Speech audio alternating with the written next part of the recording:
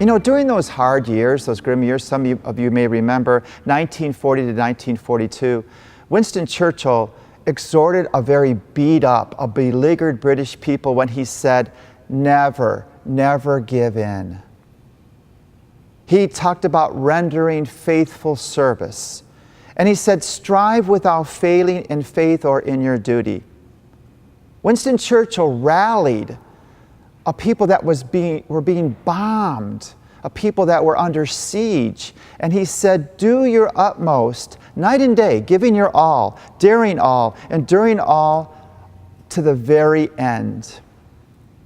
Those words encouraged not just Great Britain, but other countries that had fallen under the power of Hitler's forces to banish despair in the midst of their agony.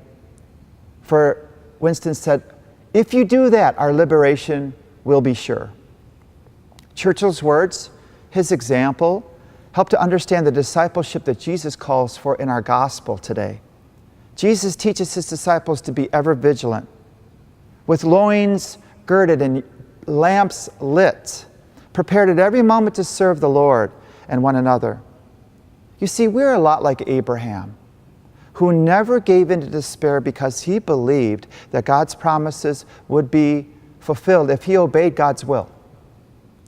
We are to imitate the chosen people who are strong in their courage because their foundation is their faith. That's what helps us to endure hardship. That's what helps us to resist oppression. That's what helps us to get through the modern day headlines that are oftentimes filled with violence and hatred and anger. And we look to God, and our Lord says, be faithful and do your duty.